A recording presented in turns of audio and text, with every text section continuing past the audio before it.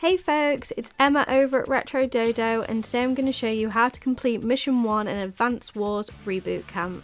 Before we get into the nitty gritty of specific battle plans, it's worth mentioning that you can win Mission 1 in two ways. You can take out the enemy HQ, or you can take out the medium tank. I'd say the most obvious route is to capture the enemy's HQ, so the big building directly across from yours. However, taking out the medium tank is probably the quickest way to victory. That being said, it's also the more challenging because medium tanks have a lot of firepower.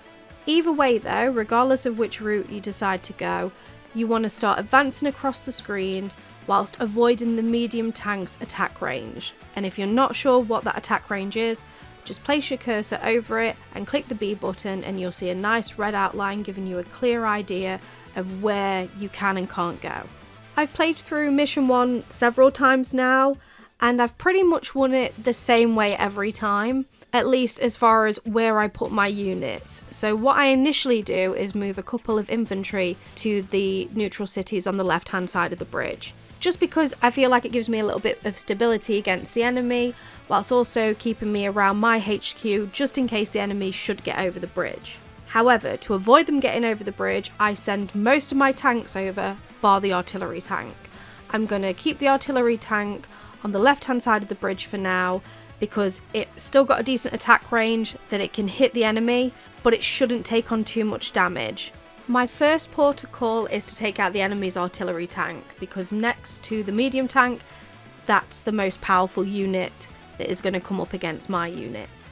Once I've taken out that artillery tank, I'm going to use my other tanks to take out the enemy infantry, which isn't posing much of a threat right now. And then I'm going to use my artillery tank to take out the jeep that's directly across the river in front of it. So boom, that goes, most of the infantry goes, leaving a couple of infantry in the upper right hand side near where the medium tank is. This then means that some of my infantry can move to the neutral cities in the middle of the screen, capture them, and then steadily start making the way over to HQ. However, for me, I'm aiming for the tank, but as I mentioned earlier, I'm going to try and avoid its attack range as much as possible until the last minute, because the moment I go into its attack range, it is going to come and find me. During this battle, Nell is going to interrupt and tell you that her CEO power meter is full, and that you can use her power to bestow a little bit of luck on all your units. In this instance, you can't decline her offer, you have to use her power, but it's actually quite handy because it lets you understand the CEO power meter a lot better, and also the advantages and disadvantages it brings. More importantly though, I'm now in the right hand side of the battlefield, which means the medium tank has finally come to meet me. It is going to take out a couple of my units, I can't avoid that, but luckily I've covered so much terrain, captured so many cities already, that I'm still well protected. The only way I'm going to lose is if something goes seriously wrong. Eventually, Olaf is going to release his Blizzard CEO power, but fortunately for me, it doesn't pose much of a hindrance at all. Whilst it's turned lovely and snowy, it has no effect on me, so I can whittle down the HP of this medium tank. And as you can see, it's not got much HP left at all.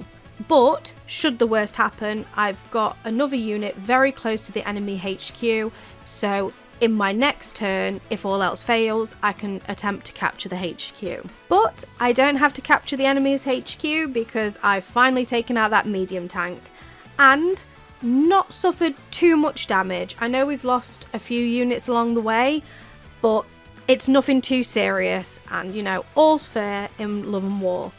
So now that's done, Mission 1 is complete, and Nell is going to tell us that we need to prepare for Mission 2, because sadly Olaf isn't going to wait around and let us celebrate.